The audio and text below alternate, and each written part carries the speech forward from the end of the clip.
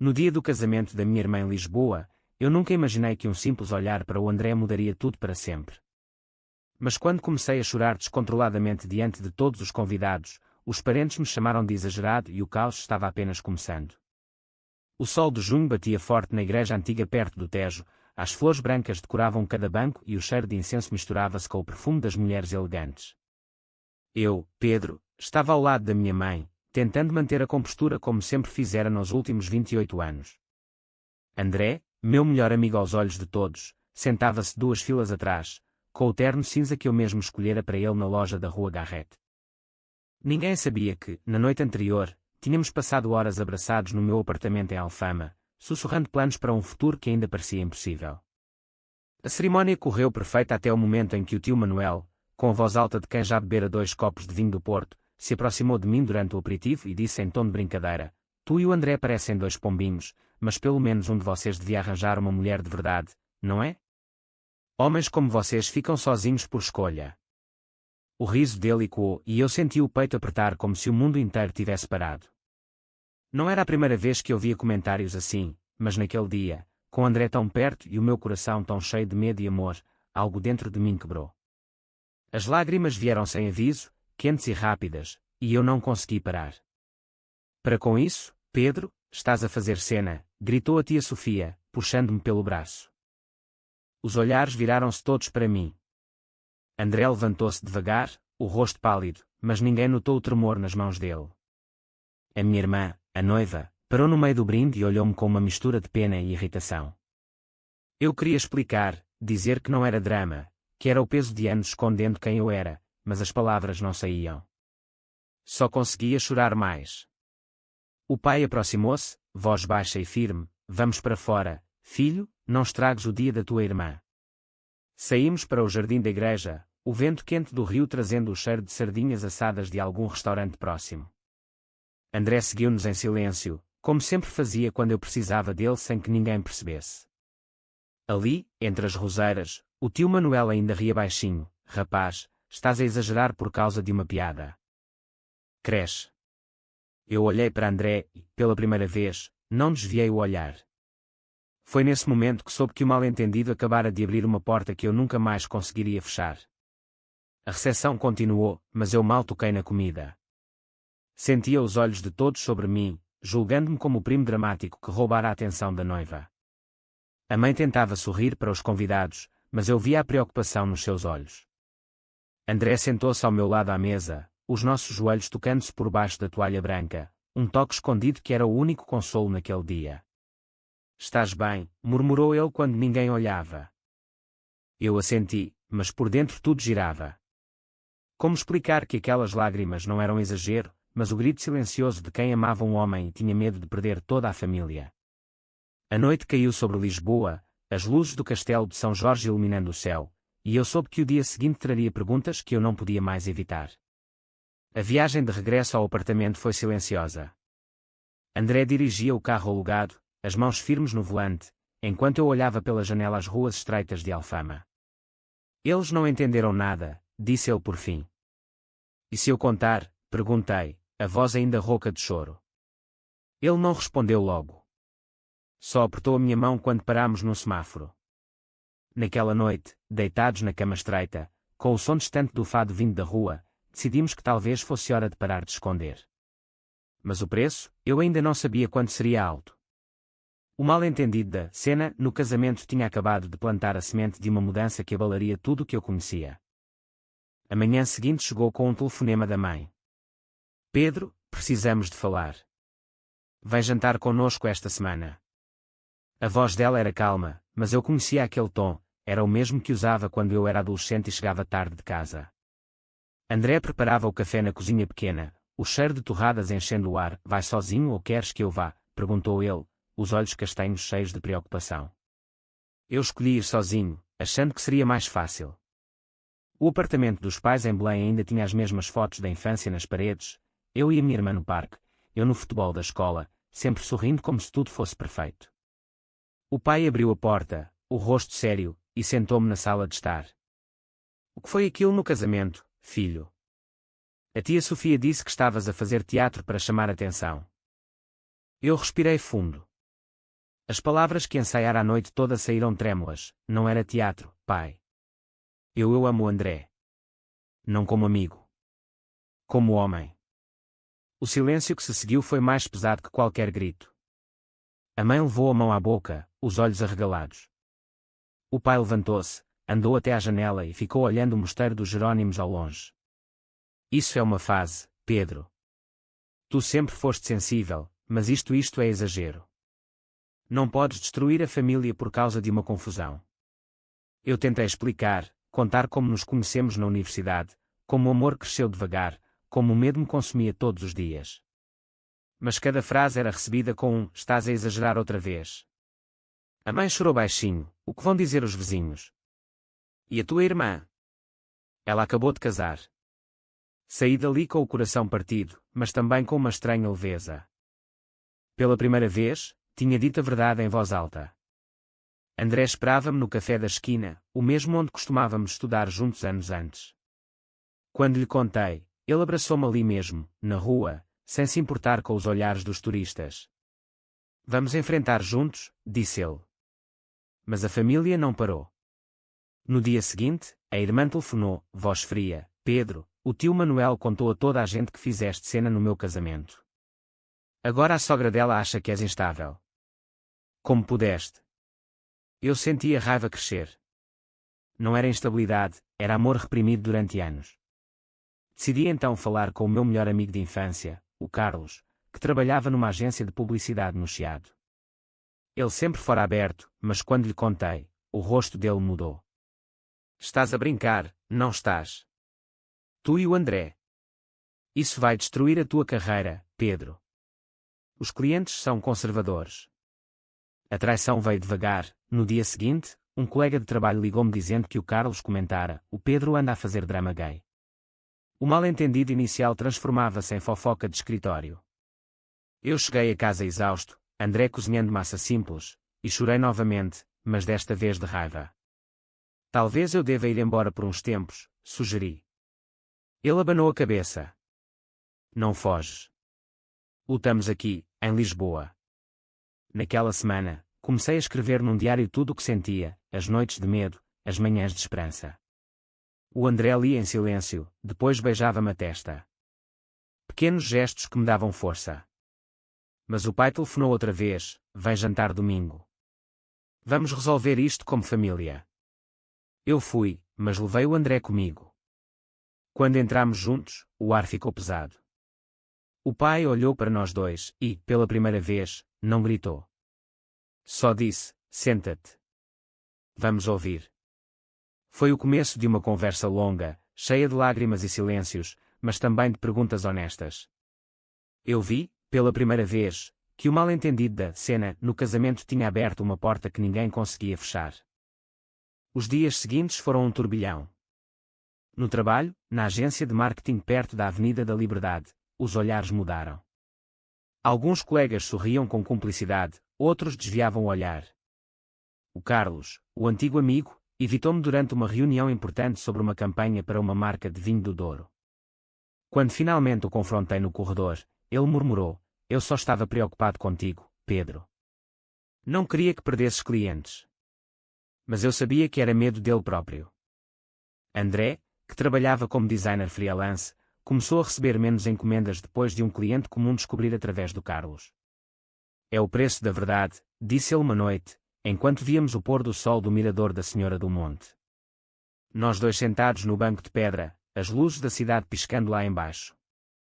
Eu apertei a mão dele e prometi que não desistiria. A família marcou um almoço em casa dos pais, só nós e a irmã com o marido novo. A mãe preparara bacalhau à Brás, o prato favorito da infância, como se a comida pudesse apagar o desconforto. Nós amamos-te, Pedro, disse ela ao servir, mas isto é difícil para nós. Nunca imaginamos, a irmã interrompeu, eu não estou zangada pelo casamento.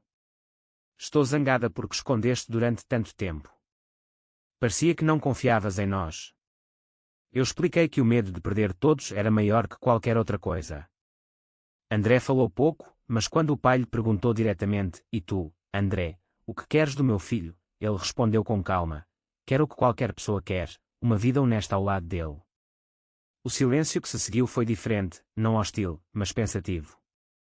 O pai serviu mais vinho e, pela primeira vez, perguntou sobre a nossa história, como nos conhecemos na Faculdade de Belas Artes, como partilhámos o primeiro apartamento em Santos.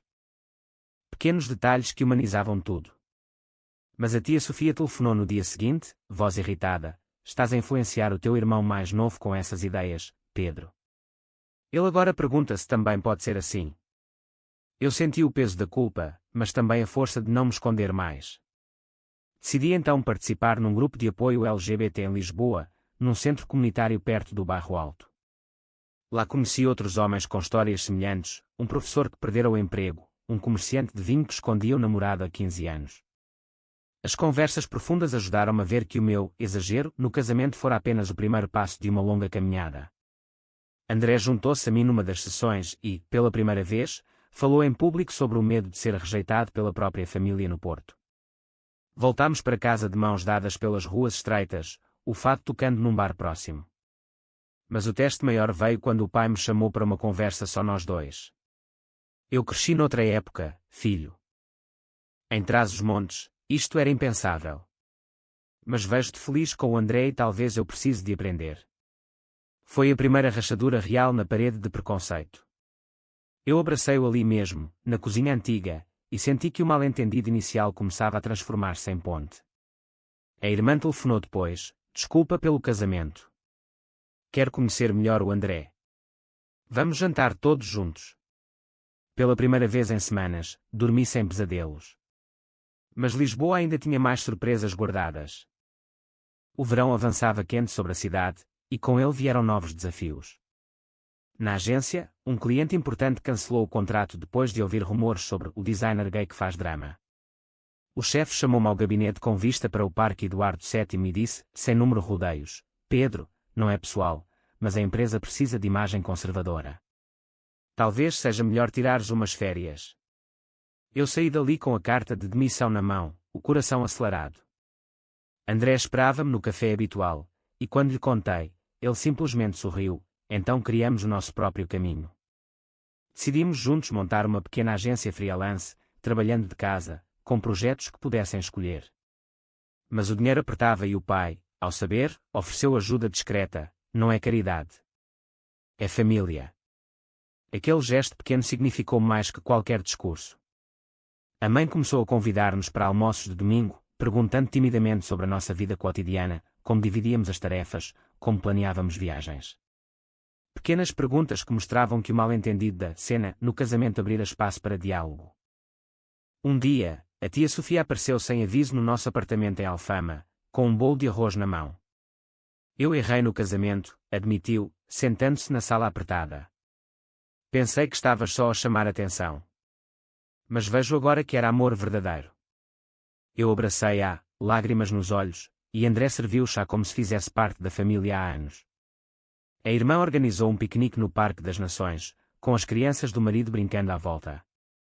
Ali, à sombra das árvores modernas, o André jogou futebol com o cunhado e eu vi o pai sorrir pela primeira vez ao ver-nos juntos. Mas a sociedade ainda testava. Num bar no Cais do Sodré, um grupo de homens mais velhos comentou alto quando nos viu de mãos dadas: isto é Lisboa moderna ou quê? André apertou a minha mão mais forte e respondeu calmamente: é amor, senhor. Nada mais. O silêncio que se seguiu foi desconfortável, mas nós não saímos.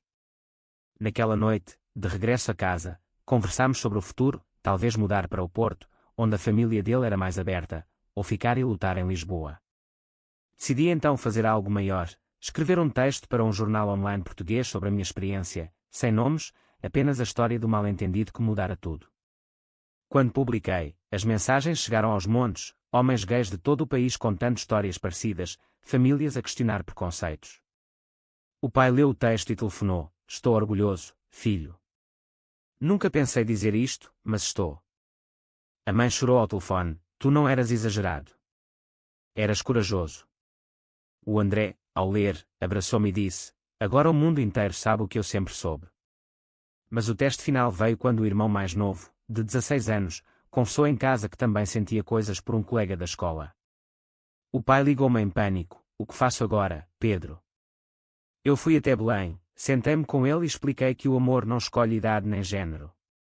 Aquele momento fechou o círculo, o mal-entendido que começara no casamento da irmã transformara-se em lição para toda a família. O outono trouxe cores douradas às árvores do jardim botânico e uma calma nova à nossa vida. A pequena agência freelance crescia devagar, com projetos honestos que escolhíamos juntos. André e eu viajámos até Sintra num fim de semana, caminhando pelas montanhas, falando de planos maiores, talvez adotar uma criança um dia, talvez abrir uma galeria de arte.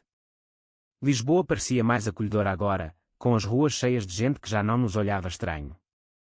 A família organizou um jantar de aniversário meu em casa dos pais, com a tia Sofia trazendo o bolo e a irmã contando piadas antigas.